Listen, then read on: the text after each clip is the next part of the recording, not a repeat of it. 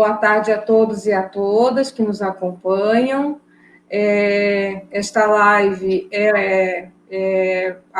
não diríamos a última, mas de um ciclo de trabalho extensionista desenvolvido pelo Núcleo de Estudos Afro-Brasileiro da Universidade de Coimbra, em que nós temos discutido o impacto do Covid-19 nas várias frentes, sobretudo em relação à população negra e os grupos mais vulneráveis. Então, nesta live, nós temos hoje como convidado especial o nosso professor aí, Boaventura de Souza Santos. Como sabem, como todos nós sabemos, o professor Boaventura de Souza Santos é sociólogo, nascido em Coimbra, no dia 15 de novembro, quando ele faz aniversário, doutorou-se em Sociologia pela Universidade de Yale, é professor catedrático jubilado da Faculdade de Economia da Universidade de Coimbra, né? Também professor da Universidade de Easton, nos Estados Unidos, e coordenou durante muito tempo um projeto muito importante, no qual o Brasil também fez parte, que é o Projeto Alice, né? Hoje, o professor fundou,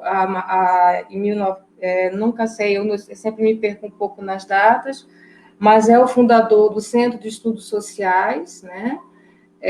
Que é um centro que tem aí mais de 150 ou mais pesquisadores do mundo todo.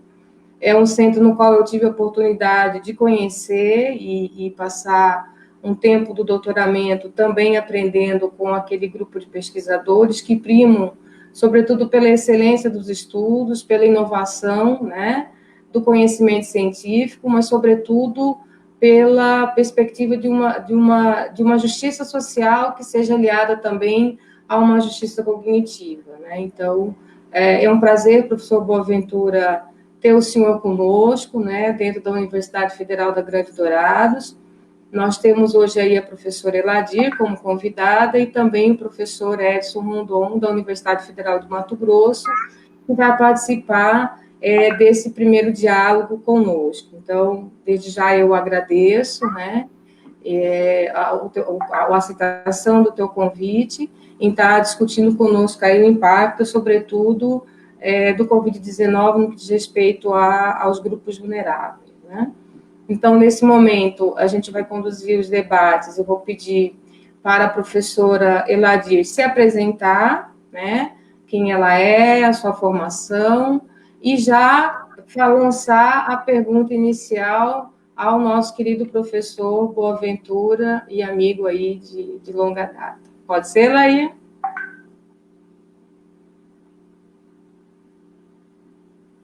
Tem que ligar o microfone. Pode ser. Pronto. Vamos lá. Boa noite, né? E boa tarde para alguns aqui, mas boa noite para outros companheiros que estão nos assistindo de outros lugares. Eu sou a professora Eladir Nascimento dos Santos, sou advogada e professora da Rede Estadual de Ensino do Estado do Rio de Janeiro. Sou mestre e doutora em Memória Social. Também tive a oportunidade de passar um período da minha formação, no meu doutorado, no Centro de Estudos Sociais da Universidade de Coimbra, do SES, Coimbra, junto com o professor Boaventura. Sou pesquisadora das organizações dos movimentos sociais, em especial dos movimentos de favela.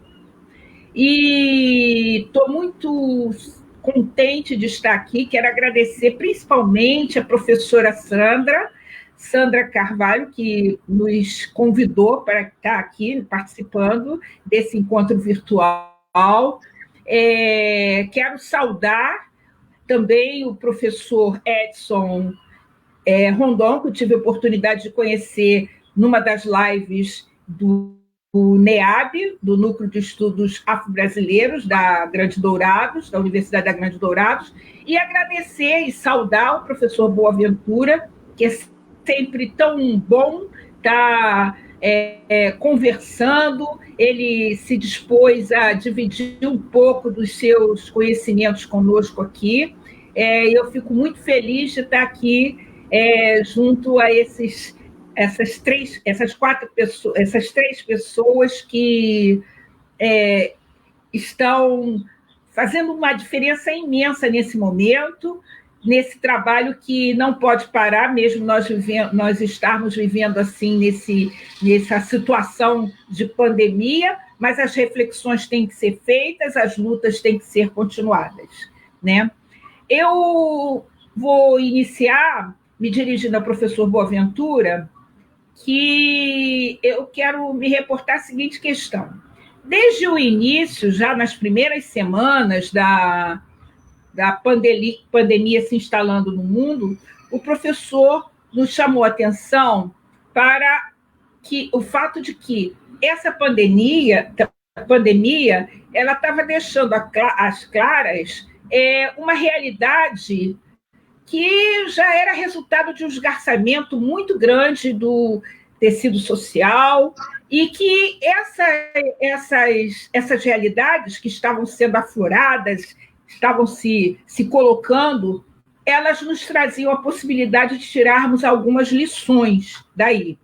Em especial, eu quero me reportar a questão quando o professor sempre falava das vulnerabilidades dos moradores de comunidades faveladas, das periferias, que são pessoas que já viviam uma realidade antes da pandemia de grande desassistência, de grande vulnerabilidade. São habitações pequenas, com um número grande de pessoas, de residentes, são populações que vivem sem direito à cidade, sem água, sem coleta regular de lixo, sem esgotamento sanitário, e são essas mesmas pessoas que não puderam seguir as recomendações da Organização Mundial de Saúde, uma vez que elas não puderam fazer o isolamento social. São subempregados, são, na sua maioria, os subempregados negros e pardos que moram nas comunidades faveladas,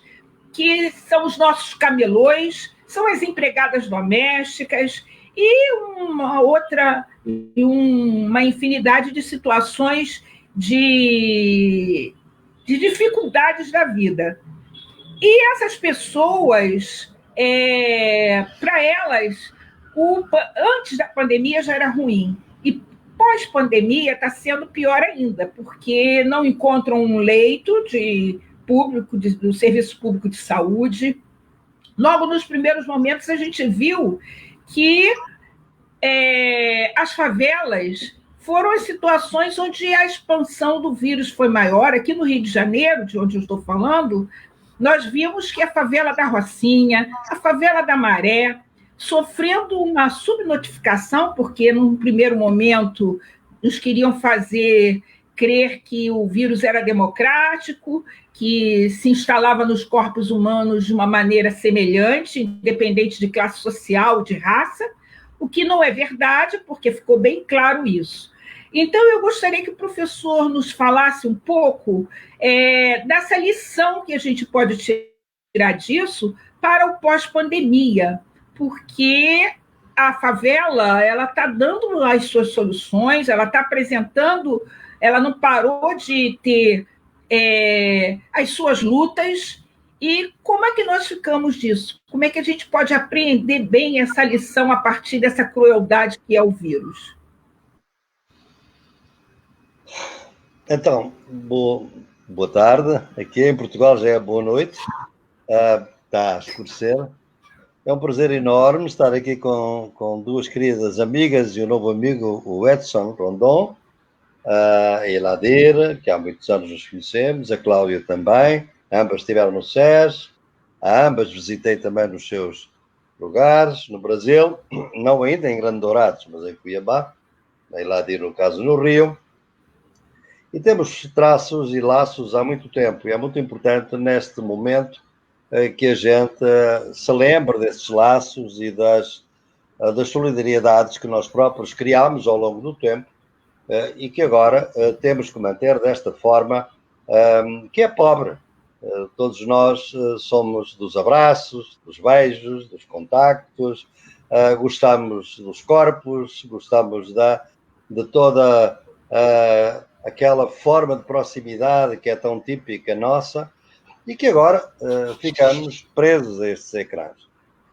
Ainda por cima, presos a ecrãs que nos cobram, por vezes, dinheiro de utilizarmos este tipo de tecnologia, que não ainda as universidades não têm um sistema de comunicação público, gratuito, que não nos faça depender destes instrumentos das grandes empresas, que já devíamos ter, penso eu, num sistema público e não patenteado, para podermos, as universidades não estarem a pagar, por exemplo, nas licenças de Zoom, um dinheirão que nem se pode imaginar. O senhor que inventou o Zoom ganhou uma fortuna de 7.500 mil milhões de dólares em 2 meses, porque foi o homem que inventou o Zoom. E o Zoom foi inventado para as empresas multinacionais, para as empresas terem os seus executivos em reunião. De repente, as universidades, as organizações, todas recorrem às licenças Zoom. De modo que é para dizermos qual é o nosso contexto. Há gente que ganhou com a pandemia. Isto é a minha primeira metáfora. A pandemia é um negócio, e foi um negócio para muita gente. Basta dar-vos um outro nome, um outro número. O dono da Amazon, o Sr. Jeff Bezos, foi um homem que ganhou também 34 mil milhões de dólares nos últimos meses, precisamente por ser toda a gente estar a fazer compras online, pela internet. Será talvez a primeira pessoa, um homem branco, obviamente, no mundo, que vai ser trilionário. Trilionário. Nós nem sabemos o que é isso, mas é isso que está por aí. É muito dinheiro. Ora bem, tudo isto para vos dizer que realmente o vírus, o que veio, foi abrir as veias do mundo, as veias abertas. Todos se lembram daquele título do livro do Eduardo Galeano, As Veias Abertas, da América Latina. Eu penso que o vírus abriu as veias do mundo, escancarou as misérias, o sofrimento injusto, as desigualdades. Porque, como eu disse no primeiro livrito, que foi o anúncio daquele que estou agora a terminar, e que depois podemos falar um pouco mais, realmente a pandemia para a grande maioria da população do mundo ocorre dentro de outra pandemia. Uma pandemia que vem de há muito tempo, que é uma pandemia que tem muitas fases e tem muitas faces. Tem a face da fome, tem a face da violência policial, tem a face da violência doméstica, tem a face de outras epidemias como o dengue antes desta, tem a face de trabalho sem direitos. São pandemias que têm vindo a ocorrer em todo o mundo e dentro de uma grande pandemia, que é de estarmos todos em quarentena ideológica, porque se criou a ideia de que não há nenhuma alternativa ao capitalismo, ao colonialismo e ao patriarcado. Os que conhecem o meu trabalho sabem que, para mim, as sociedades não são apenas capitalistas, são colonialistas, racistas e patriarcais, sexistas. E, portanto, não é possível haver capitalismo sem colonialismo e sem patriarcado. E, portanto, as lutas contra esta dominação têm que ser lutas conjuntas, obviamente. E, portanto, o vírus vem mostrar tudo isso. Um número bastará para vos dizer. 62% dos mortos nos Estados Unidos são negros. Os negros são uma percentagem, pode ser 20% da população dos Estados Unidos. São 62% dos mortos. Porquê? São pobres porque são negros, porque são vítimas de racismo e do capitalismo. É isso.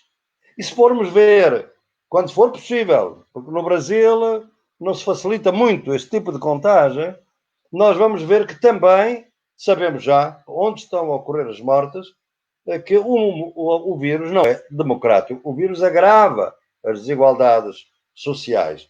É por isso que nós temos 2 bairros em São Paulo, Morumbi e Brasilândia. Num temos uma taxa de mortalidade de 60%, é uma favela.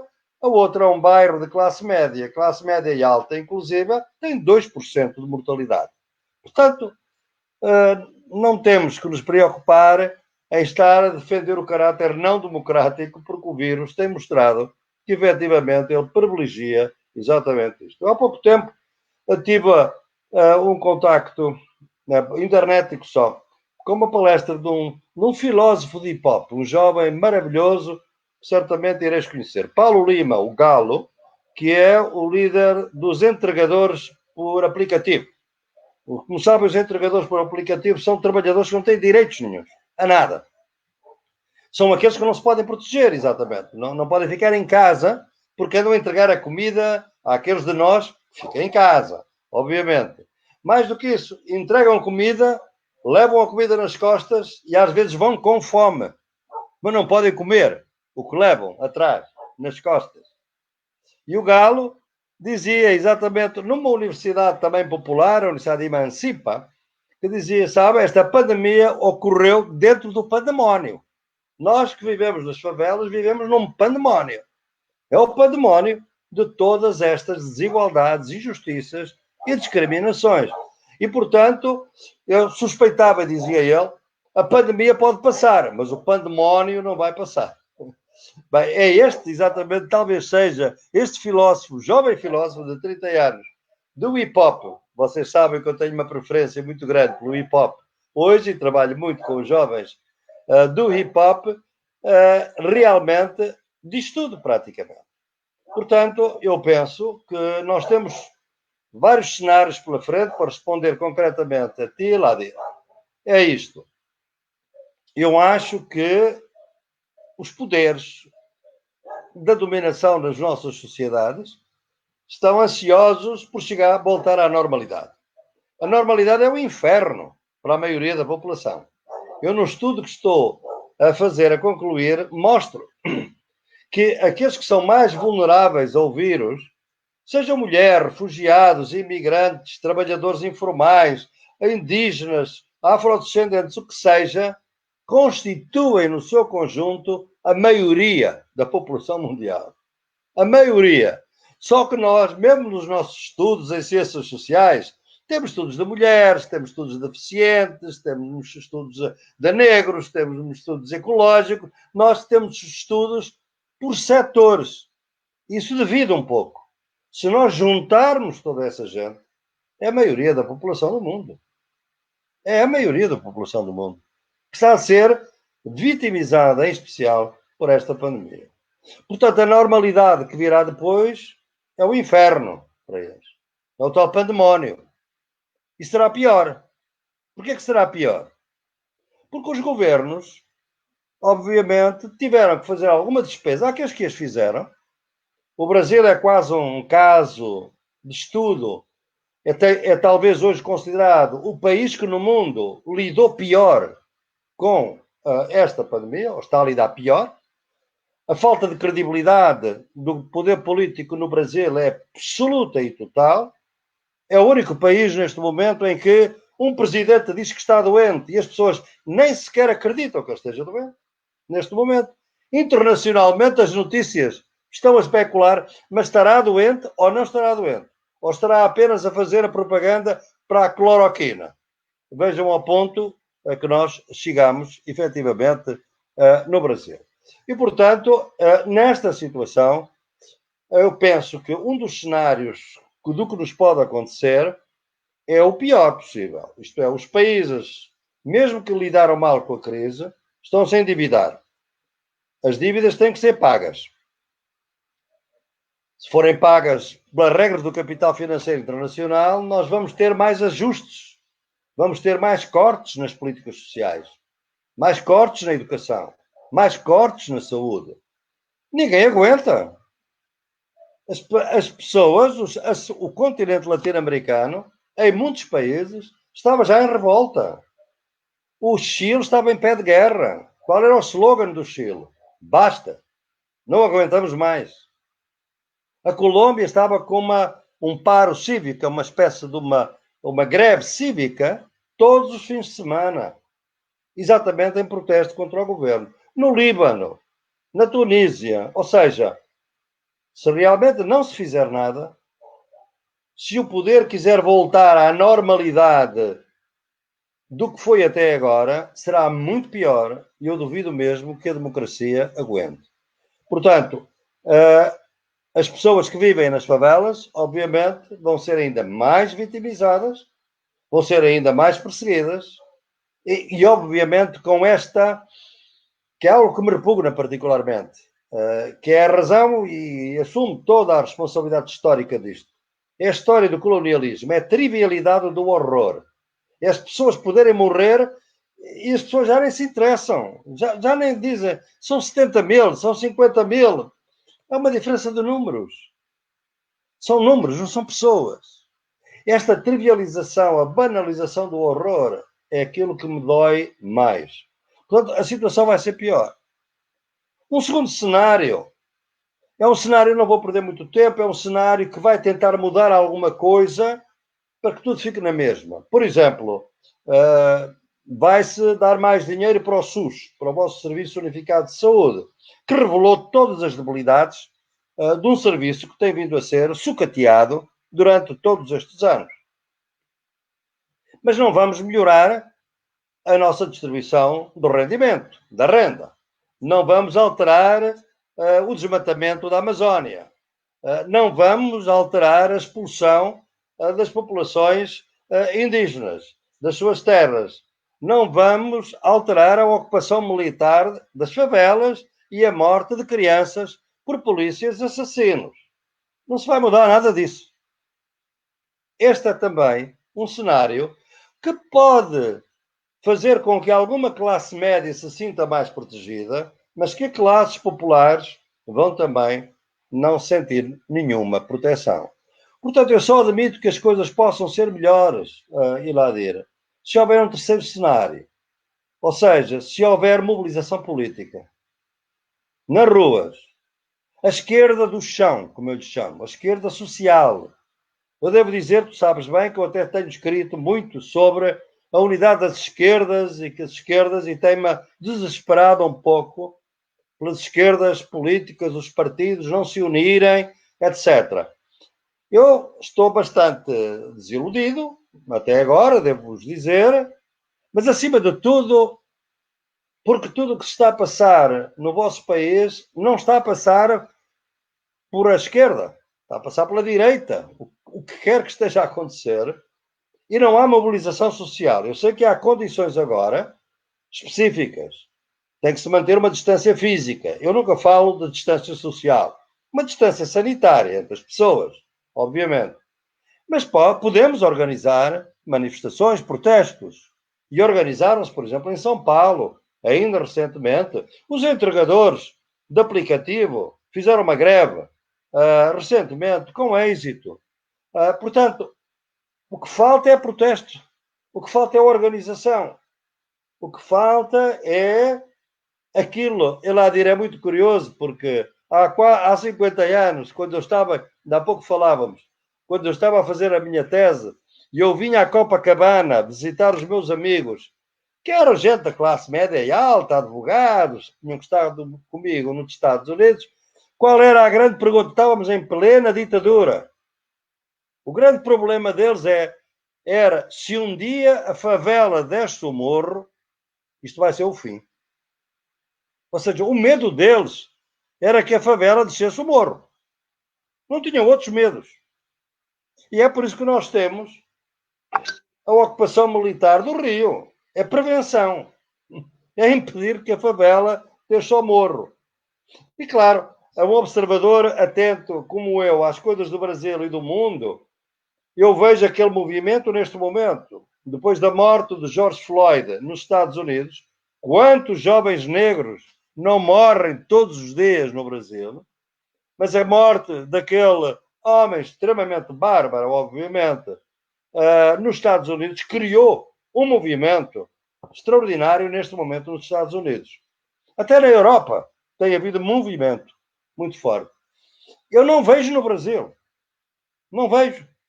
O Brasil parece que continua anestesiado, digamos assim, trivializado pela morte.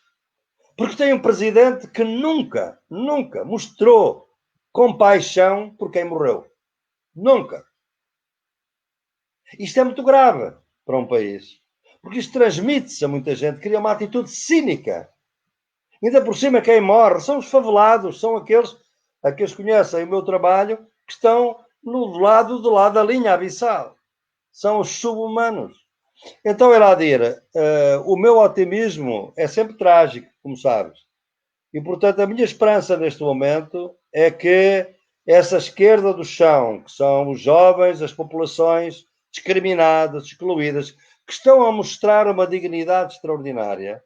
Eu, neste livro, conto muitas histórias das comunidades, favelas urbanas, rurais, indígenas, na Colômbia, no Brasil, no México, na Argentina, que se organizaram.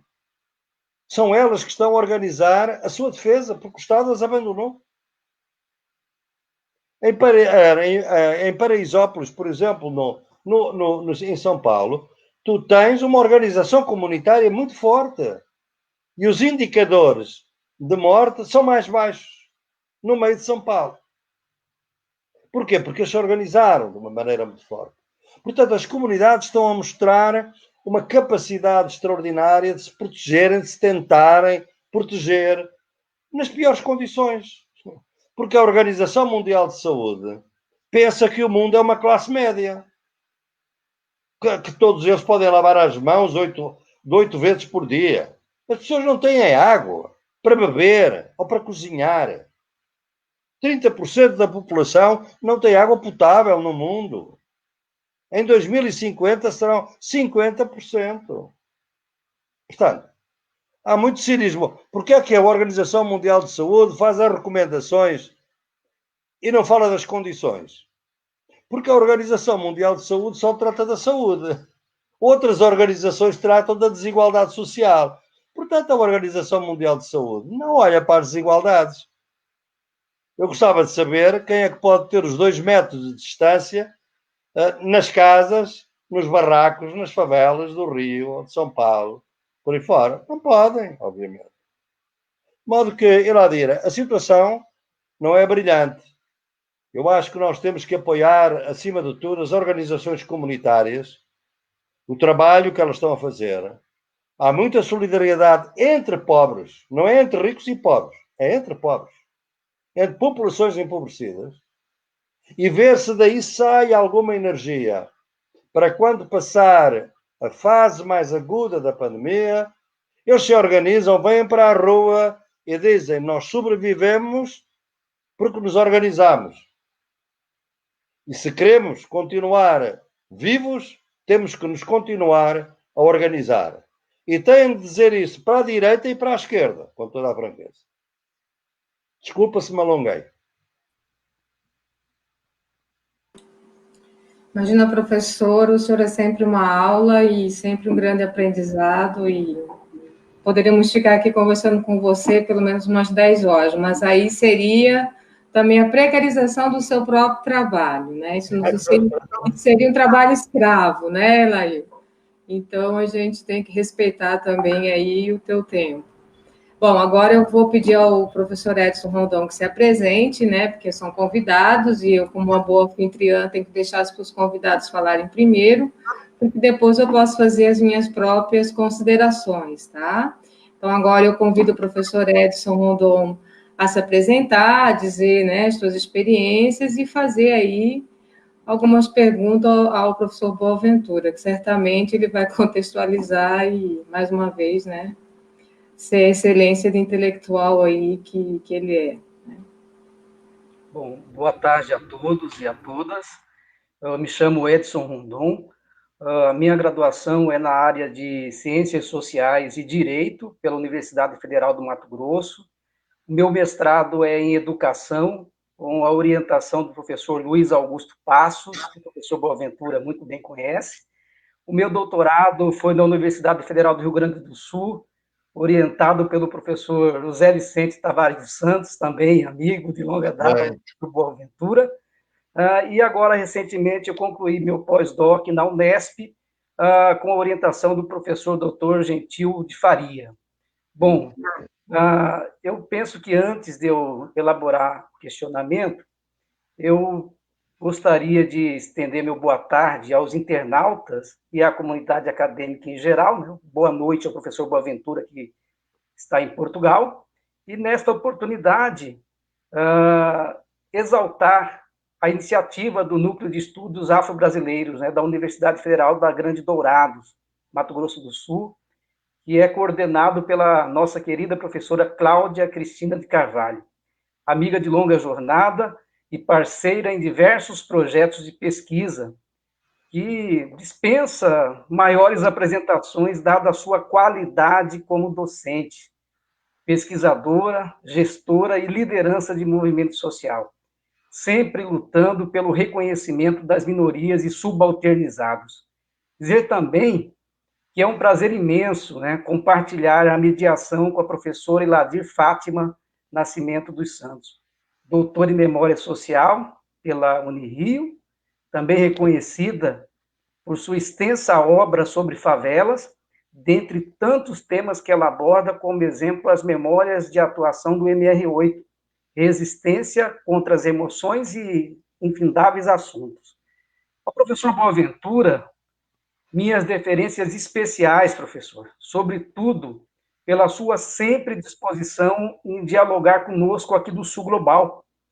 E no caso de Mato Grosso, precisamente, pelas recorrentes demonstrações de carinho com o nosso povo, que é tão subalternizado do ponto de vista acadêmico e epistemológico, no nosso caso, precisamente. O que demonstra o quão é preciosa sua ímpar intelectualidade, que prestigia aqueles e aquelas que são esquecidos e esquecidas, aplacando um pouco esse esquecimento que nos é imposto, muitas vezes, professor, de maneira proposital por aqueles que se pretendem hegemônicos. Isso aí faz brotar em vida a sociologia das emergências, pois materializa nessa comunicação que a gente faz agora nesse momento, com as nossas experiências e o efetivo diálogo de saberes. Mais uma vez, meu muito obrigado mesmo pela oportunidade. Eu penso que é algo ímpar para a gente ter esse diálogo e levar um esclarecimento, né, àqueles que nos acompanham nesta oportunidade. Como o tema é justamente a pedagogia do SARS-CoV, eu vou tomar a liberdade, professor, de apontar alguns dados que eu extraí propositadamente de sites, inclusive governamentais, e eu vou fazer a leitura aqui, porque aí não tem como se questionar a questão da fonte, né, que é muito comum. Aí depois eu concluo meu raciocínio. No site covidsaude.gov.br, registra-se hoje, professor, 66.741 pessoas falecidas pelo Covid. E aí nós temos um aumento, um incremento de ontem para hoje de 1.254 pessoas com casos novos. Os nossos centro-oeste aqui do Brasil, nós já temos 127 mil casos, com 2.442 pessoas falecidas. E chegando aqui na minha região, né, em Cuiabá, na cidade de Cuiabá, a situação não é menos grave. Hoje nós temos registrados no estado de Mato Grosso 11.148 pessoas acometidas pela Covid, sendo 896 mortos. É altíssimo para um estado que tem pouca população. Mais ainda, em Cuiabá, nós temos 272 óbitos. A letalidade em Cuiabá é de 4,6 pontos percentuais, acima da média mundial. Isso é um quadro que nos deixa extremamente receosos, sobretudo com a política nefasta que tem sido adotada de maneira irresponsável e sem uma direção precisa a respeito de como a população vai proceder em razão desse quadro que é alarmante, chega a ser escatológico. E nessa linha de pensamento, professor, o senhor já disse sobre as recomendações editadas pela OMS, o quão distantes elas estão das realidades das populações, sobretudo as do Sul Global e em condição de abissalidades.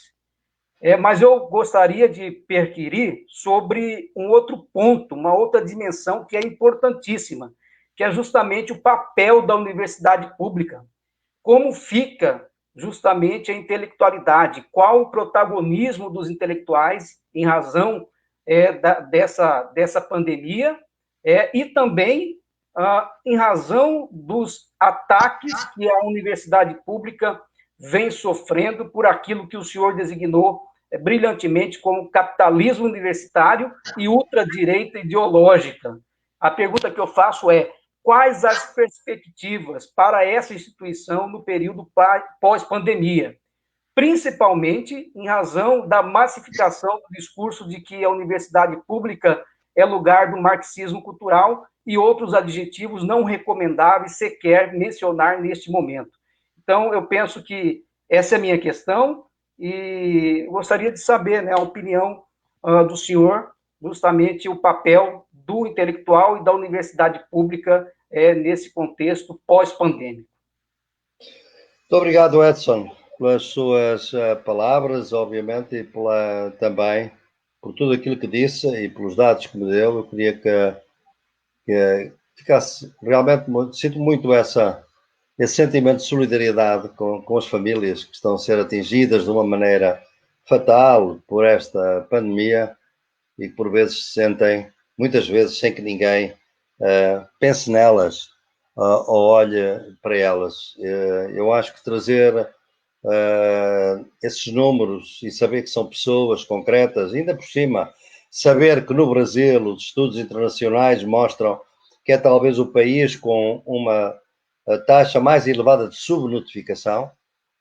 Há quem calcule que eventualmente possa ser 4 vezes o número de mortes por Covid, porque nos meses anteriores muitas mortes por insuficiência respiratória não foram diagnosticados como Covid, mas o que é uma insuficiência respiratória nestes primeiros meses, certamente, foi uma Covid não diagnosticada.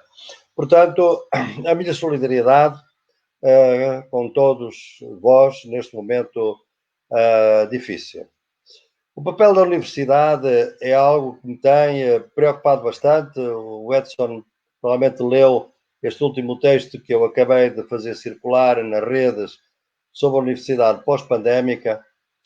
E eu realmente estou bastante preocupado. Os ataques eram, sobretudo no Brasil, eram realmente, não só no Brasil, em geral, mas no Brasil, muito particularmente, eram ataques muito fortes. E eram ataques que vinham dessas duas correntes.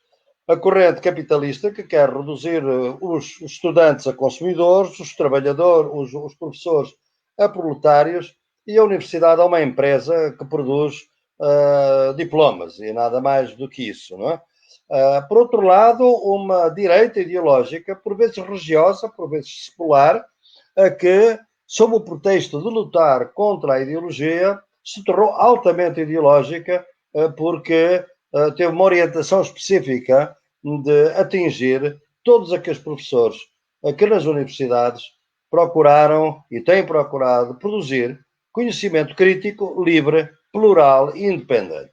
Eles não podem, com conhecimento livre, muito menos com conhecimento crítico, plural tampouco e independente também não querem. E, portanto, era um ataque, digamos, e é um ataque muito articulado destas duas fontes. Estão a ser fortalecidas com a pandemia? Bem, eu penso que a parte da pressão capitalista está a ser, em geral, não estou a falar do caso do Brasil, o Brasil hoje é um laboratório para inovações grotescas no mundo, até quando? Esperemos que por não muito tempo, mas é evidente que esse capitalismo está a ser fortalecido como? Precisamente por este sistema que estamos a utilizar. Muitos empresários da universidade, universidades privadas e daqueles que estão à frente das universidades públicas, mas que só defendem a estrutura privada das universidades, privatística, capitalista, pensam que realmente o futuro da universidade é isto. Nós nem precisamos de ter edifícios, nós nem precisamos de ter muitos professores, nós podemos organizar uma universidade e a educação praticamente por internet, online, será muito mais barato e, obviamente, pode massificar. Claro que nada se diz nestas questões. Primeiro, que nem toda a gente tem o mesmo acesso à internet e que a grande maioria da população do mundo não o tem. Segundo, é que mesmo se o tivesse, a educação não é isto apenas. A educação é a aprendizagem, é a sociabilidade na escola, é a sociabilidade na educação, é a sociabilidade na presença, da copresença, é o modo como os estudantes aprendem uns dos outros. Nós, professores, temos que ter aquela humildade de pensar e de saber que os nossos estudantes aprendem tanto de nós como aprendem uns dos outros, nas conversas, nos convívios, nas relações que estabelecem na universidade. E tudo isso faz deles cidadãos e cidadãs. É assim, a Sagrada Família, obviamente, que é um âmbito muito mais restrito. E é por isso que a vossa ministra da Cidadania vergonhosamente pensa e promove que a educação devia toda ser homeschooling, como ela gosta de dizer em bom português, da Inglaterra, obviamente. Isto é, as crianças devem ser ensinadas em casa, com os pais, e os jovens também. Portanto, há aqui uma pulsão capitalista de tentar mostrar que, afinal, nós nem precisamos de muitas exigências e podemos começar a produzir universidades desta forma. E como todos têm essa experiência, é muito mais difícil nós criarmos a empatia com os nossos estudantes, a criar o convívio. A Cláudia e a Ladir sabem muito bem que eu dou as minhas aulas, normalmente um auditório grande, e depois das aulas vou jantar com os estudantes, onde é proibido discutir ciências sociais. A gente dança, a gente canta, a gente recita poesia, a gente come e bebe. E isto é a universidade, é o convívio. Isto não se pode fazer por internet. Isto tem que se fazer na presença. E, portanto, além do mais, podíamos contar, como sou também professor nos Estados Unidos, aí a coisa é pior ainda. Há universidades que, como grande parte dos professores hoje, não têm posições permanentes, são professores precários, têm contratos de 1 ano, nos Estados Unidos calcula-se de 70%, nos nossos países também estão a aumentar. Um professor pode organizar um curso online durante 1 ano, a propriedade do curso é da universidade, a universidade despede o professor e pode continuar a dar o curso. E depois, um jovem estudante de doutoramento ou um pós-doutoramento resolve as questões práticas dos estudantes. Isto está no horizonte dos capitalistas. E só não se realiza se nós não deixarmos, obviamente. Não é? Portanto, eu vejo aqui que eles estão a ganhar um pouco nisso. E é preciso estarmos preparados para isso. Não é? Já, digamos assim, a extrema-direita ideológica, ela só pode voltar a legitimar-se por notícias falsas, por manipulação da opinião pública, porque os países governados pela direita e pela extrema-direita são um desastre. Os países que são governados, qualquer que seja o seu nível de desenvolvimento, governados por governos de direita ou de extrema-direita, foram os que souberam defender menos bem a vida. Não souberam proteger a vida. Exemplos: Estados Unidos, Inglaterra, Brasil e Índia. Países em diferentes continentes, diferentes níveis de desenvolvimento. O mesmo desprezo pela vida. A mesma ideologia que a unidade, a economia está primeiro e as pessoas estão depois. Como se a economia pudesse prosperar em cima de montes de cadáveres. Mas é assim que eles pensam. Não é? Nunca podíamos imaginar que isto fosse possível. Mas é assim. Portanto, eu penso que esta direita, extrema-direita, está em perda. A mim o que me surpreende é que a base de um presidente tão incompetente e, em meu entender, genocida, como é Bolsonaro, não baixe tanto quanto devia baixar. Ainda continua por volta dos 30%. Isto há qualquer coisa de um Brasil profundo, racista, sexista, profundamente desigual, que nunca perdoou as políticas de inclusão que foram realizadas nos governos do Lula e da Dilma e que agora se quer vingança. Isto não é, digamos, uma outra política social, é vingança de morte. É vingança de morte que estamos em curso. Portanto, Eu penso que tem de haver democraticamente a possibilidade de deslegitimar estas forças. Elas veem o perigo, e como veem o perigo de não ganhar eleitoralmente, é que avançam com ideias de golpes de Estado. É isso que se tem falado muitas vezes no Brasil, e eu tenho esperança que não ocorra, porque felizmente, ultimamente, as instituições estão a responder. O STF, o Supremo Tribunal Federal, neste momento, a Lava Jato já é uma vergonha internacional do sistema judiciário, e os seus titulares, Dallagnol e Sérgio Moro, estão a ser crucificados internacionalmente como uma vergonha para todos os juristas do mundo. Portanto, ela está a ser desmascarada. Não é? Terá isto consequências? Sabemos que Sérgio Moro é o candidato dos norte-americanos para 2022. Será? Conseguirá? Não sabemos. Agora, a universidade está no meio disto tudo, porque a universidade somos nós que discutimos estes temas. E eles não querem que isto se discuta. E é por isso que eles fazem tudo para nos reprimir. Eles não querem que a nossa voz seja escutada, porque a gente tem conhecimentos suficientes para os desmascarar, para mostrar o que é que eles estão a querer fazer. E, naturalmente, muita gente se convencerá, porque vai vendo exatamente como é esta realidade. Portanto, eu espero que a universidade saia desta pandemia, a universidade pública, é dessa que eu cuido, muito mais convencida da sua missão, muito mais aguerrida na proteção do que tem vindo a fazer. E então tem que mostrar o seguinte, é que realmente o que se tornou muito claro nesta pandemia é que as desigualdades sociais são extremamente agravadas pela discriminação racial. Isto é, o racismo é uma doença, é uma maldade política, social, tremenda. Para muitos países, para muitos partidos de esquerda, isto nunca foi assim tanto. Era mais a luta de classe e a luta antirracial não era importante. Não, ela é absolutamente importante. Como é a luta contra o patriarcado, o sexismo, contra a violência contra as mulheres. Se notarem bem, o capitalismo nos últimos meses agravou-se e com ele agravou-se o racismo. A polícia é mais brutal e mata mais jovens negros. É um genocídio. É um genocídio na Colômbia, de indígenas e de negros. E o sexismo aumentou. Aumentou o feminicídio, por exemplo. A morte das mulheres. A violência contra as mulheres. Portanto, é isto que a universidade tem que ter em conta. Portanto, o vosso núcleo de estudos afro-brasileiros, nunca foi tão importante como vai ser nesta fase. Porque a universidade tem que assumir o seu caráter contracorrente, o seu caráter insurgente. A sua independência é uma independência que tem que ser ganha a pulso e organizadamente.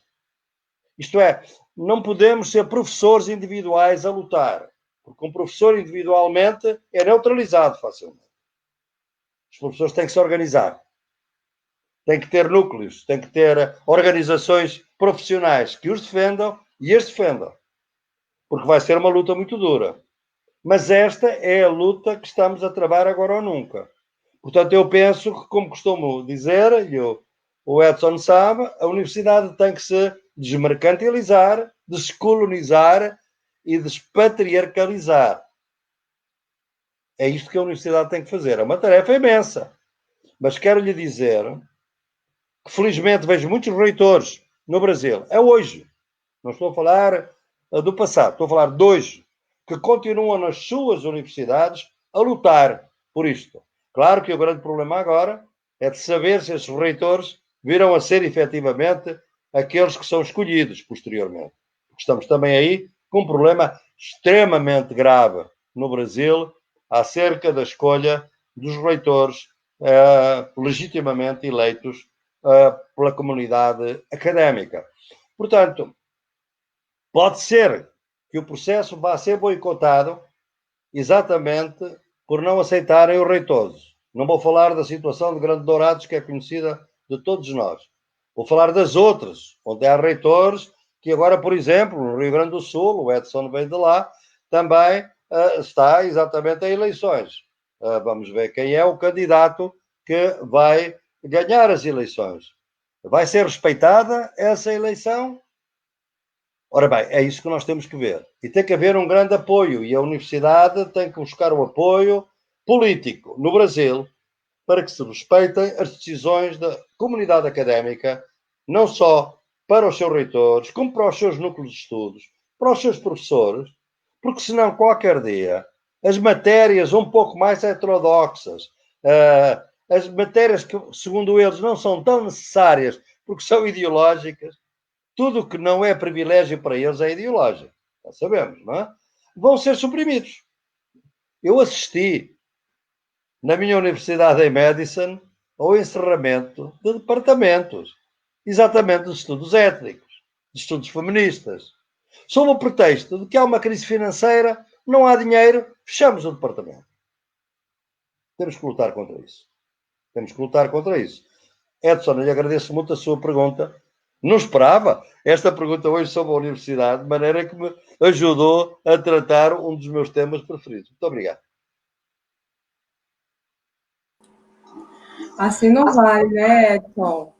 Logo, nem que se a gente tivesse combinado, não teria dado tanto certo. Mas, professor, eu gostaria de ler, porque muitos não conhecem o intelectual, né? Mas o senhor é também um grande poeta e alguém que tem nos ensinado, a partir das epistemologias do Sul, nas suas ecologias de saberes, essa necessidade que se tem de unir saberes científicos e não científicos, né? E ter um diálogo, sobretudo, com a questão da arte. E aí, aos tempos em que eu estive em Coimbra, eu tive o prazer de participar de vários encontros, que eu chamo os raps, né, de grandes encontros artísticos. O primeiro ano que eu tive lá realmente foi espetacular. E o senhor começa, inclusive, naquele momento, declamando poesias, porque algumas pessoas não sabem, mas o senhor também escreve poesias, tem livros de poesia, talvez por aquilo que eu aprendi muito bem com o senhor, que é a ideia do quanto é necessário se ter. Eu me lembro que na primeira orientação que eu tive, a seguinte frase: Claudinha, tu precisas aprender que tem que ter vigilância epistemológica, ou seja, como cientista que você é, obviamente, né, pouco se fala sobre a questão da arte. No ano seguinte, eu também tive ainda a oportunidade de estar lá e ver como é que se construiu os grandes festivais de rap, de uma outra forma de produzir conhecimento, em que se articula, né, sobretudo, a arte. E aí eu me lembrei aqui de um livro, inclusive que o senhor lançou à época no Rio de Janeiro. Eu vou ler só um trechinho que eu acho que tem a ver um pouco com o que a gente está vivendo hoje com a questão do Covid. Não sou uma grande intérprete, né? Então o senhor diz mais ou menos assim: corri a cidade à procura de um ouvido. Não buscava um ouvido amigo que me ouvisse, mas um ouvido que me substituísse por uns segundos na escuta do mundo. Queria saber como é estar no mundo sem o ouvir. Então, eu acho que o que nós estamos passando um pouco neste momento, sobretudo nós, os grupos subalternizados, herdeiros, né, de um colonialismo interno que ainda se prevalece dentro do Brasil e demonstra que os grupos mais fragilizados e mais atacados atualmente, que o Covid tem nos exposto a refletir, justamente são aqueles grupos mais vulneráveis. E é também uma prerrogativa da própria epistemologia do Sul, que é os conhecimentos nascidos da luta, né? Os conhecimentos que acabam tendo 3 palavras-chave, que a gente sabe, que é a luta, né? O sofrimento, que é um Sul, no qual o senhor sempre fala que é um Sul, as epistemologias do Sul, ela é um Sul que é uma metáfora, né? Um Sul que é dividido por essas linhas abissais, no qual o senhor também assenta a discussão das epistemologias do Sul, ou seja, um mundo dividido, né, em que um contrato social ele vigora para um lado da linha, para aqueles que são reconhecidos como humanos, e um outro contrato social, que é a apropriação e violência, vigorar do outro lado da linha para aqueles que são considerados subhumanos ou que nem existem, né? As inexistências. E aí a gente não tem essa escuta nesse processo de construção democrática. No outro momento, por diversas vezes, quando o senhor também discute a questão dos direitos humanos, há algo que me chama sempre muita atenção, né? De que, mesmo em processos democráticos, existem determinados grupos populacionais que nunca foram abraçados pelas luzes liberais, né? Que nunca acessaram os direitos sociais. E dentre esses grupos, como o senhor mesmo já citou, estão sobretudo nós, as pessoas, homens e mulheres negros, que temos uma longa trajetória de luta, né? De construção, inclusive epistemológicas, a partir da luta. Então, para mim, como intelectual negro, como outros pares meus também de intelectuais, mulheres e homens negros intelectuais, para nós é indiscutível separar a construção epistemológica, né, que é o nosso compromisso com a construção do conhecimento científico, com o rigor metodológico, com outras formas de produzir conhecimento que não seja essa extrativista, que também colonialista, ou seja, que desumaniza o pesquisador e os sujeitos, né, que estão envolvidos com as nossas pesquisas. Então, o senhor tem demonstrado isso, outras formas, inclusive, de pensar, fazer ciência, né, que não seja essa ciência extrativista, esse conhecimento colonizador, ou que nós reproduzimos outras formas de violência epistemológica, né, na negação de sofrimento. Então, como o sofrimento, né, os conhecimentos nascidos das lutas, do sofrimento, dos grupos que têm sofrido aí essas injustiças sociais produzidas por essas três grandes lógicas, né, que o senhor costuma chamar dos três monstros, o nodo monstro de três cabeças. E aí não há essa escuta em relação quando se trata desses povos. E o que nós temos observado nos últimos meses, né, aqui em Dourados, nós temos uma grande nação, uma das maiores, ou segunda nação, dentro da cidade de reservas, que é a Jaguapiru e a Bororo, que são comunidades indígenas, né, dos Guarani Kaiowá, além de ter uma série de outros, né, outras etnias em volta, em Mato Grosso do Sul, e nós temos um grande número dentro da UFGD, que são alunos indígenas, tanto distribuídos dentro da FAIND, que é a Faculdade Indígena, né, que tem 2 grandes cursos, como eles distribuídos ao longo de toda a faculdade. Chegam a ser, eu acho que em média, eu não tenho aproximadamente, mas chegam a ser aí mais de 600 alunos. Para esse ano, o ano de 2020, distribuído, entrando por cotas ou não, nós temos mais, só em 2020, mais de 485 alunos e alunas negras que adentraram a universidade, né? Então, ou seja, são os grupos que estão também numa condição muito mais vulnerável, né? Tanto ao acesso ao conhecimento, no sentido de que agora há uma expectativa do ensino remoto, né? Que não obrigatoriamente os alunos têm que participar, mas nós, professores, temos que ofertar a eles a oportunidade dessas disciplinas. Então, isso parece-me que é um pouco daquilo que o senhor também já tem dito em outras vezes, de que o Covid-19, ele acentua, pelo menos 2 grandes questões, né, que nos afeta diretamente também na educação. Ou seja, nós vivemos uma crise sanitária, porque, para o senhor ter uma ideia, a transmissão, e se cria os bodes expiatórios, né, pensando isso a partir da ideia da vítima expiatória do próprio René Girard, de que a contaminação de Dourados, que nós já estamos aí entrando num nível médio a alto, porque, como o senhor disse, há uma subnotificação dos casos, né, então há mais de 1.500 casos que são subnotificados como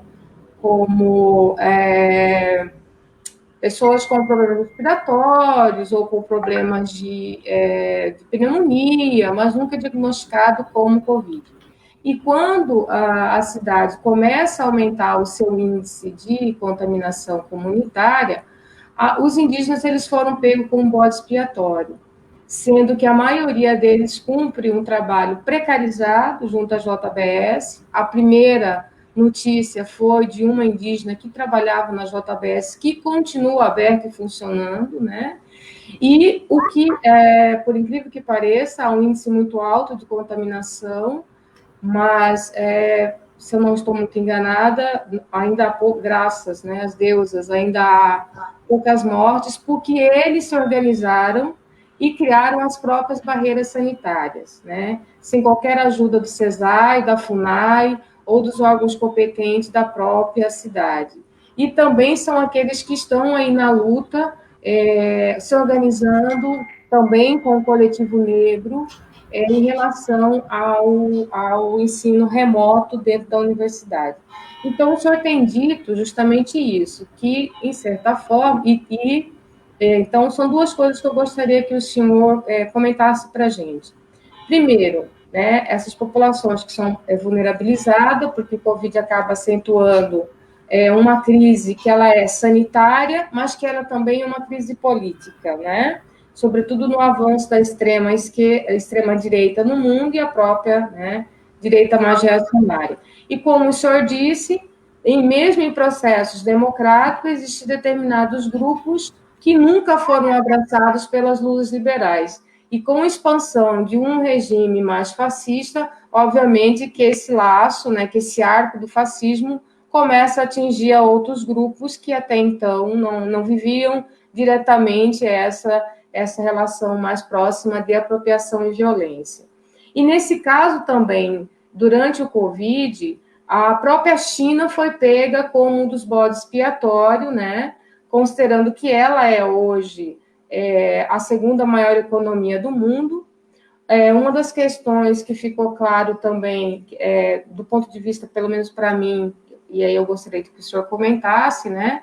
Também o papel que hoje a gente pode esperar nessa crise que parece que se reinstaurou uma ideia de uma nova Guerra Fria, né? Em que a China é o epicentro e que a China acaba sendo também um desses bodes expiatórios, né? Tal como foi o desmonte no Brasil com a crise política de 2016, né? No momento em que se discutia aí a implantação dos BRICS, né? No qual a China também faria parte. Então, se o senhor puder comentar um pouco isso, obrigada. Muito bem, Cláudia, é um prazer ouvir-te e conhecer um pouquinho mais a realidade de Grande Dourados. Tenho um conhecimento, até, aliás, tenho outros professores e estou em contato com outros professores também de Grande Dourados neste momento, e a situação na universidade sei que levanta alguns problemas. As vossas populações é extraordinário, isso que tendes vindo a fazer.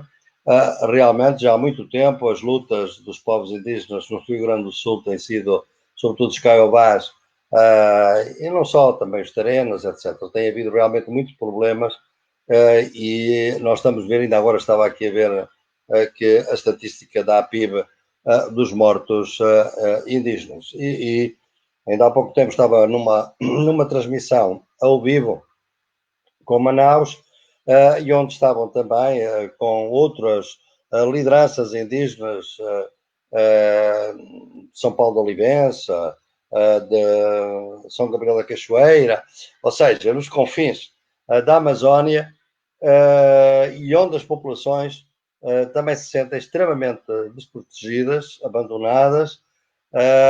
Em alguns casos, aliás, dramaticamente, foram infectadas por quem supostamente vinha cuidar delas, isto é, o médico estava infectado no momento em que, sem saber, certamente, e portanto foi uma tragédia. E por outro lado, temos muitos problemas no Brasil em relação às populações urbanas, já falámos como é lá de ir, os próprios povos indígenas. Temos uma situação no Brasil um pouco estranha, é que os povos indígenas que vivam em contexto urbano não são considerados indígenas. Ora, nós temos hoje muito indígena urbano. Manaus é um bom exemplo, mas há muitos outros. E não há proteção. Há municípios que, por serem municípios, são urbanos, são compostos de população indígena, mas não têm uma proteção. Portanto, os problemas realmente são agora mais visíveis. É por isso que eu falo das veias abertas. Exatamente, muitas destas chagas estão a sangrar mais agora com a pandemia, não é? E, portanto, também, ao mesmo tempo, mostram resiliências, mostram forças, mostram iniciativas e mostram criatividade. Por exemplo, se nós vermos, hoje é muito curioso ver que muita economia solidária emergiu exatamente nesta e tornou-se muito mais visível neste momento da crise pandémica. Por exemplo, o Brasil, neste momento, tem, e isso, às vezes sou eu, tenho que transmitir aos brasileiros o que o Brasil faz, porque o Brasil é tão grande que nem sempre se sabe tudo aquilo que se faz no Brasil. O MST, neste momento, com a sua distribuição de comida às vendas, inclusive a distribuição de alimentação, é um dos grandes fornecedores de alimentos saudáveis, da agroecologia, distribuídos pela economia solidária e que estão a chegar às populações. O MTST faz também distribuição de comida, de alimentos e de apoio às populações das favelas. Portanto, há uma criatividade, há outras formas de economia que emergem ou que são mais visíveis, e isto também nos deve ser uma forma de alento. Alento como? Mostrar que, efetivamente, as epistemologias do Sul nasceram como teoria da retaguarda e prova-se que são uma teoria da retaguarda. Eu não avancei com nada de novo, não inventei nada, nem aqueles que trabalham comigo. Nós habituámonos e apenas fomos capazes de fazer o que a gente chama a escuta profunda. A escuta profunda. Porque realmente as ciências sociais extrativistas ouvem, mas não escutam. Veem o visível, mas não veem o invisível. Por isso, para aquelas populações onde a espiritualidade é muito importante, eles não são capazes de captar o que é que as pessoas pensam no seu íntimo, acerca dos seus rios, acerca das suas florestas, acerca das suas cidades e das suas comunidades. Não estou a falar de religião, respeito sempre, obviamente, os credos religiosos. Sou extremamente hostil ao uso político da religião que se está a fazer no Brasil neste momento, sobretudo as igrejas evangélicas neopentecostais, que é um projeto norte-americano, é um projeto imperialista, onde obviamente há muita gente sincera e muita gente com esta crença, e eu respeito-as todas. Respeito-as todas. Mas há um projeto político por trás disto, que vem desde 1969, quando Nelson Rockefeller visitou o Brasil e disse que era preciso dar uma resposta conservadora religiosa no Brasil. Porque havia uma teologia da libertação, que todos conhecemos, que estava para fazer uma proposta insurrecional comunista no Brasil e na América Latina.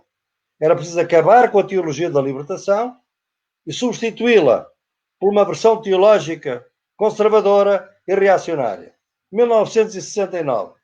Em 1977 foi criada a Igreja Universal do Reino de Deus. Nada ocorre ao acaso nas nossas sociedades. Mas isto é para dizer que as ciências sociais, por exemplo, não se deram conta disto. Até porque eles realmente, e como digo, não foram capazes de ver, ao mesmo tempo, que este Brasil profundo, como há pouco tempo uma senhora me dizia a mim, por que razão é que ela era evangélica? Ela tinha feito anos e a única pessoa que se lembrou que ela fazia anos foi o pregador. Não foi ninguém de um partido de esquerda. Não foi nenhum professor universitário. Não foi nenhum movimento. Foi o pregador. Quer dizer, o pregador mostrou-lhe que ela era uma pessoa, que tinha dignidade, fazia anos, era única, fazia anos naquele dia. Quando é que os movimentos sociais, as forças de esquerda, voltam a saber falar com as pessoas das favelas? Com as pessoas das periferias? Quando? Eu acho que deixaram de o fazer. E é por isso que eu penso que as epistemologias do Sul, ao privilegiar estes conhecimentos, nascidos na luta, podem, efetivamente, dar uma resposta positiva a esta questão. E dou-te um exemplo concreto, porque eu trabalho sempre com exemplos concretos da minha vida. Ainda ontem estive a organizar com um grande rapper do Brasil, do Rio Grande do Sul, que também esteve comigo em Coimbra, o Rafa, do grupo Rafuage, que criou uma obra extraordinária que foi a Casa do Hip Hop de Esteio, perto de Porto Alegre. Estão a criar uma série de casas de hip hop. E o que querem é que a Universidade Popular dos Movimentos Sociais, que é uma iniciativa que eu gostaria que vocês, em Grande Dourados, implementassem. Porque é uma iniciativa, nós vamos ter até uma reunião virtual no dia 28 de julho que podiam assistir, porque foi uma proposta minha no Fórum Social Mundial e que está hoje apropriada pelos movimentos e por algumas universidades. Temos convénios com universidades, que é juntar intelectuais com líderes de movimentos sociais durante 2 dias, em residência, em que não há palestras, são rodas de conversa. E a Universidade Popular dos Movimentos Sociais, para mim, é talvez o melhor instrumento, a melhor metodologia colaborativa, se tu queres, de metodologias não extrativistas, de metodologias que fazem aquela distinção absolutamente crucial entre sermos objetivos, mas não sermos neutros. Tu és uma excelente pesquisadora, como é a Laidira, como é o Edson. Vocês querem ser objetivos, utilizando os instrumentos das ciências sociais, as teorias, contrastar opiniões, mas vocês não querem ser neutros. Querem saber de que lado estão. Estão na luta, estão do lado daqueles que são oprimidos, excluídos, discriminados. É isso que a gente tem que fazer, saber esta distinção entre a objetividade e a neutralidade. Eu penso que estamos com condições de o fazer. Eu penso que as epistemologias do Sul, a Universidade Popular dos Movimentos Sociais, os núcleos de estudos que vocês estão a organizar, estes grupos maravilhosos de hip-hop que vamos tentar fazê-los em vários países com o PMS, é uma decisão que eles estão a querer tomar neste momento. Esta ideia de que a filosofia hip-hop é hoje uma filosofia importante, em meu entender, devia ser dada nos departamentos de filosofia. Se tiver aqui algum filósofo a ouvir-me, vai ficar escandalizado. Diz, o Boaventura, louco, que é isso, filosofia hip-hop. Pois há muito jovem que aprendeu toda a sabedoria de vida que tem no hip-hop. Não tem outra cultura. Não foi sequer à universidade, muitas vezes. E, no entanto, é hoje capaz de falar de Nietzsche, de Hegel, de Kant, mas na linguagem das quebradas, que é aquilo que eu não posso fazer. Estão a ver? Portanto, eu acho que há uma criatividade extraordinária por aí. E acho que o vosso núcleo pode exatamente ter essa capacidade de captar isso. É preciso ter espaço, protejam-se, porque o ambiente universitário é hostil, mas vocês são fortes, vocês estão bem organizados, vocês têm muitos aliados, está aqui um deles, e certamente tereis muitos outros, e portanto eu estou confiante que vocês conseguem vencer esta luta. É por aí que a gente vai. Professor, eu gostaria de apenas fazer uma pergunta, tá? Que eu sei que também é cansativo, uma live muito longa, mas há um colega nosso e que fez uma pergunta que eu gostaria de ler, que é do professor Naldson, que é o coordenador do Núcleo de Estudos da Violência da Universidade Federal de Mato Grosso. E ele nos pergunta: é importante destacar que não é apenas as universidades que sofrem ataques, mas a ciência, em lato sensu, ela vem sendo atacada, desqualificada, sim, né? Então, desqualificam a universidade, os professores e a ciência. Vivemos no Brasil uma conjuntura de ataques, conquistas sociais contra-democráticas, né? No caso da população negra, indígenas e também aos movimentos sociais. Pergunto, será que após o Covid-19 podemos repensar a reconstrução social pautada numa solidariedade e com a retomada de um outro mundo possível? É possível pensar a utopia com grande entusiasmo, como já foi feito dentro do Fórum Social Mundial? Uma bela pergunta, Naldson, uma excelente pergunta. Claro que é evidente que não é simplesmente a universidade que está sob ataque, é a ciência. Claro que a gente tem que ver isto, se olhares para uma perspectiva mais global, a imagem é muito complexa, porque em muitos países, não é? A ciência voltou a ser credibilizada. Só os políticos de direita é que se viraram contra os cientistas. Por exemplo, Portugal tem um governo de esquerda neste momento. Todos os dias no noticiário estavam cientistas ao lado de políticos. Quer dizer, confiou-se. Eu tenho as minhas. Quero sempre que a ciência, como sempre disse, as epistemologias do Sul não são contra a ciência. Querem que a ciência se conheça os seus limites e se articule com outros conhecimentos. A tal ecologia de saberes. Pois a ciência aí foi curioso, porque ao mesmo tempo que mostrou as potencialidades da ciência hoje, a pandemia, também mostrou os seus limites. Porque nós não sabemos nada. Como é que se propaga este vírus? Como é que ele se muta neste momento? Não, há uma incerteza total. Agora começa-se a dizer que ele também se transmite por gotículas de ar, no ar-condicionado, por exemplo. Quer dizer, é uma coisa nova. A ciência é feita de controvérsias. Não há unanimidade entre cientistas. Houve cientistas a favor do confinamento. Na Suécia foram contra. E foi um desastre na Suécia. Obviamente. Mas lá está. A Suécia morreu muito mais gente que em Portugal. Temos a mesma população. Não fizeram confinamento. Mas quem é que morreu na Suécia? Não foram os olhos, aquelas peles muito claras, de olhos azuis e cabelo louro. Foram os imigrantes, que eram os cuidadores das pessoas nos lares. Aqueles que entregavam comida na Suécia. Aqueles que não se podiam realmente proteger. Portanto, racismo e classismo sempre a travar as coisas. Portanto, a ciência, neste momento, está em muitos países, digamos assim, é mais protagonista, mas pode ser uma ciência muito limitada, porque é a ciência da epidemiologia, da infecciologia. Ainda bem que vocês têm a Fiocruz, que é uma instituição de tanto prestígio internacional e com a qual eu também trabalho muito de perto.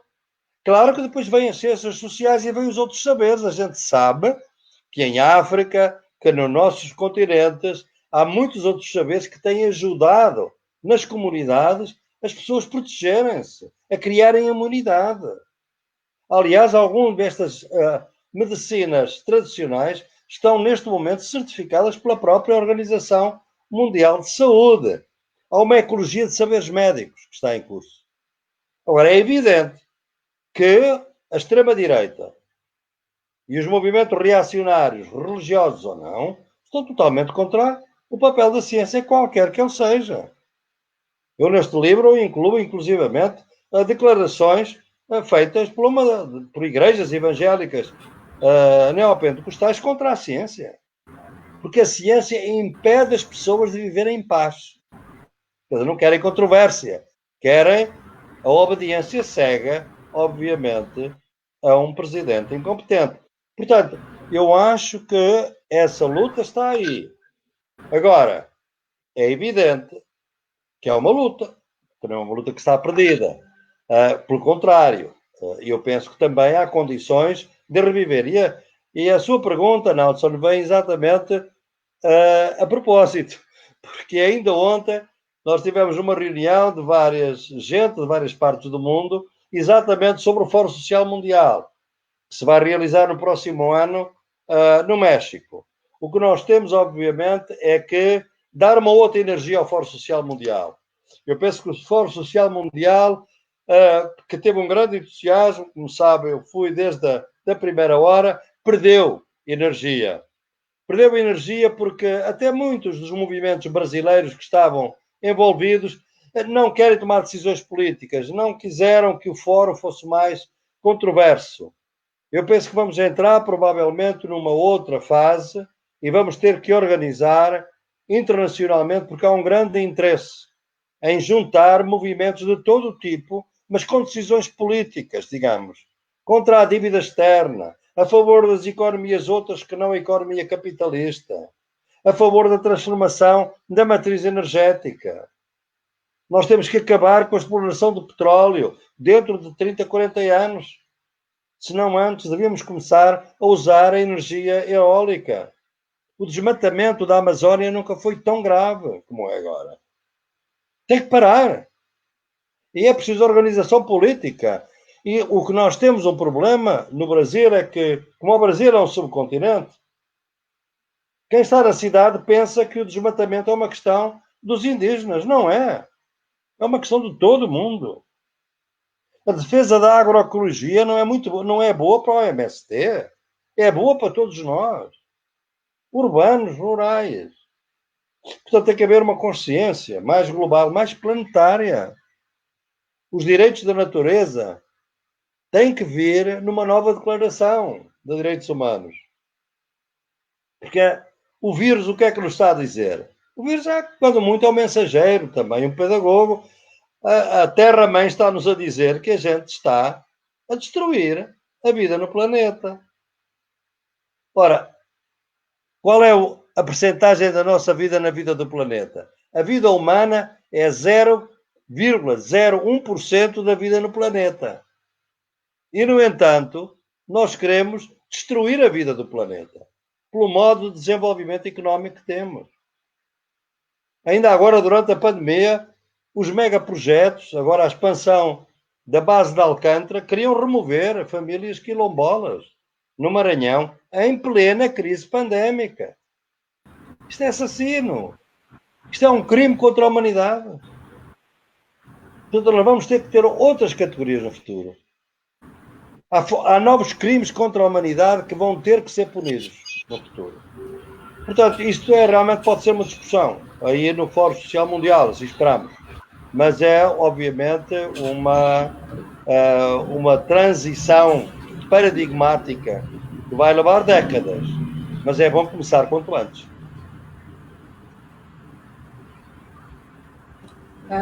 Bom, professor Boaventura, né, para não desgastá-lo mais do que o devido, como já disse, ficaríamos aqui conversando, mas isso seria subhumano, né? Então, nós já encaminhamos aí para a finalização dessa live, que a gente nem sentiu o tempo passar, mas aí nós já nos aproximamos para 1h30 de debate, de discussões. E aí eu já gostaria de pedir aos nossos convidados, eu já vou só dar um aviso, né, para aqueles que não conseguiram ouvir todo o debate, ficará gravado na nossa página do Facebook, NEAB, UFGD, Universidade Federal da Grande Dourados, e também no canal do YouTube, que é só vocês lá digitarem NEAB, UFGD, que está lá o nosso canal também, com todas as lives que nós produzimos nesse primeiro ciclo do trabalho extensionismo realizado pelo NEAB, né? Pelo menos foi essa forma que nós encontramos de resistir, de formas possíveis de resistência a isso. Então, eu já vou aqui agradecendo ao senhor, peço a Edson também que já faça os agradecimentos, as suas considerações, e ela aí está oscilando um pouco, mas já ela volta, né? Enquanto isso, o Edson faz aí as suas ponderações finais para que a gente possa passar as palavras finais ao professor Boaventura. Bom, é até difícil, né, a gente perceber que chegou o momento de finalizar a live, né? É porque não é todo dia que a gente tem a oportunidade de poder ouvir o professor Boaventura tão lúcido, tão claro, no sentido assim de nos revelar essa realidade que é dramática, né, e nos aterroriza. Professor Eladir, uma honra, né, ter feito a divisão da live com ela, questionando, e a Cláudia pela organização mais uma vez. Meus parabéns ao NEAB da Universidade Federal da Grande Dourados, e encerro aqui dizendo que, de fato, as esquerdas elas têm que se unir. Existe um ataque afrontoso, e a gente tem que, de fato, compreender o papel do Estado em todo esse contexto, e em distinção ao papel do próprio mercado, né? Então, inclusive, a Covid expôs justamente as fragilidades desse tipo de mercado que impera atualmente, né? E bem como também a questão da globalização. Mas, em razão do tempo, eram questões que eu iria fazer ao professor Boaventura, né? mas a gente leva esses questionamentos. Eu sei que o professor Boaventura debate essas questões, os textos, mas seria interessante para passar para a plateia, né? Mas, em razão do tempo, eu penso que eu encerro por aqui a minha participação, agradecendo a Cláudia, ao professor Boaventura, a professora Eledir, dizer que para mim foi uma honra. Professor Boaventura, meu muito obrigado sempre. E Mato Grosso está sempre de portas abertas, aguardando o senhor. E o senhor tem feito esse diálogo, que é muito importante para quem está na periferia do Brasil. Tem um intelectual de ponta que faz essa ligação com a gente e nos dá a honra de abrir um espaço. Então, não só eu, mas eu penso que a Mato Grosso se sente abraçado pela sua atenção, pela sua cordialidade, e dizer que não foi à toa que a nossa universidade aqui concedeu o título honoris causa à sua pessoa. O senhor merece muito mais, é um ícone, é uma bandeira da esquerda mundial, e eu, mais uma vez, encerro aqui, não tenho palavras, só agradecer mesmo. Claudinha, muito obrigado, professor Boaventura também. Muito obrigado.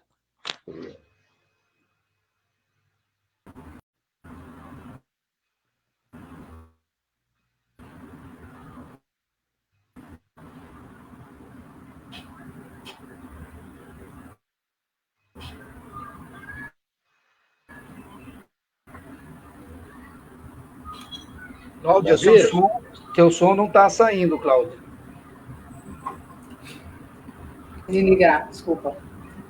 Bom, como a Elaí voltou, vou deixar ela passar a palavra a ela. Elaí, eu gostaria que você fizesse sua fala final de agradecimento ao professor, porque nós já estamos encerrando. Agora estou ouvindo. Caiu a minha internet, eu perdi muita coisa. Então, nós gostaríamos agora que você fizesse já as suas considerações finais. Está me ouvindo? Fizesse suas considerações finais, os agradecimentos, porque nós já estamos no limite do tempo aí do professor para a gente... Está muito lenta a minha internet. Está conseguindo me ouvir? Cláudia, fale novamente. Nós estamos finalizando já os nossos trabalhos. Eu gostaria que você fizesse as suas palavras finais de agradecimento. Eu estou ouvindo. Eu passe para o professor Boaventura. Eu acho que a internet dela caiu novamente.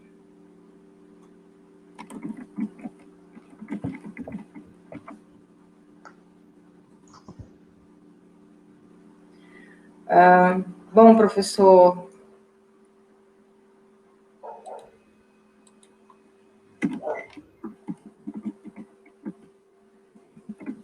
Se que a Eladir está com dificuldades.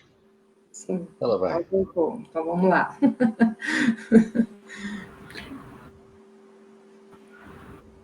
Vocês me ouvem agora? Sim, senhor.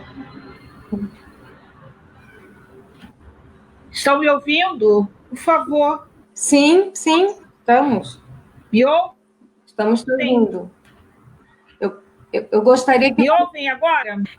Sim, Elaide. Estou com muitas dificuldades aqui na minha internet, mas eu quero agradecer de ter participado. E se eu conseguir, né, eu quero...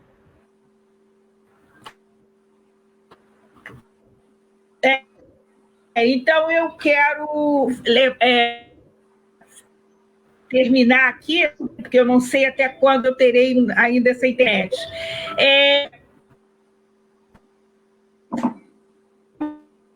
Nessa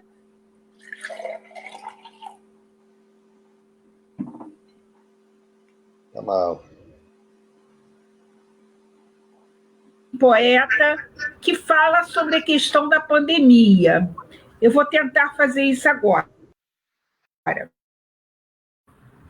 Pandemia, desde então, vivo em estado de calamidade pública. Nunca teve leito para mim. Minha mãe nem pôde me amamentar. Tem tempos em que me falta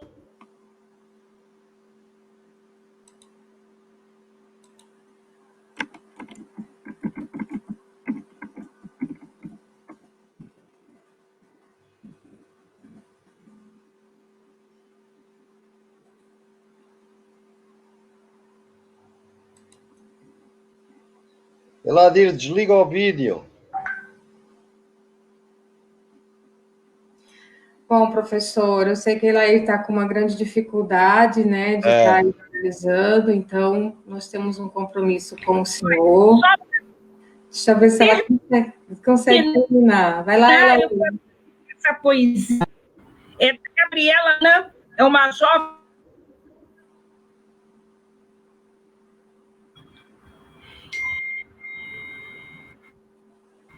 Não dá. Não dá, o trabalho... Uma pena não ter participado desse finalzinho.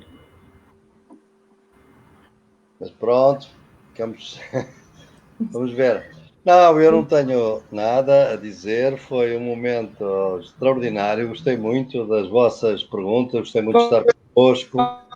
Acho que foi um momento realmente extraordinário. Também as perguntas, o chat, as conversas, os comentários foram muito encorajadores, de gente.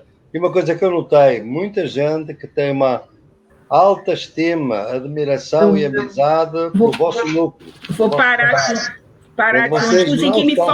que me tem muita gente a trabalhar convosco e, portanto, para mim, isso é a coisa melhor. Vocês não estão sozinhos, podem avançar com confiança, porque vai ser muito difícil atacar a vossa proposta, porque ela está muito forte, há muita gente ao vosso lado, vocês estão a organizar as coisas com muita cabeça, tronco e membros, e portanto, eu penso que é de ter e de manter a confiança.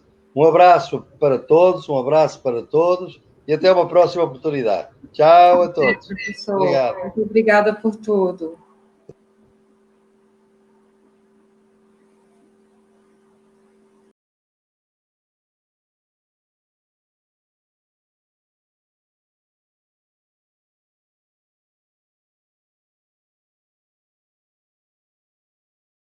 Conheci um coletivo, nós.as.poetas.com, um coletivo de mulheres que lutam e fazem poesia. Vou ler agora a poesia de Gabriela Luna. Pandemia desde quando? Eu nasci em 1993. Desde então, vivo em estado de calamidade pública. Nunca teve leito para mim. Minha mãe nem pôde me amamentar. Tem tempos em que me falta o ar, que me ardem as têmporas em pé no vagão lotado. Eu nunca consegui respirar. Nada de novo há no rugir das tempestades. Uma doença realmente infectou todos os povos. E isso aconteceu há mais de 500 anos atrás. Foi aí que tudo mudou. Você foi diagnosticado com o capitalismo modernos 15. A doença do egoísmo, da acumulação do capital, da mais-valia enchendo o bolso do patrão, das jornadas de trabalho desumanas, das várias formas de escravidão. A palavra já não aguenta mais caber em busca de ar. Se joga no abismo, passo dado.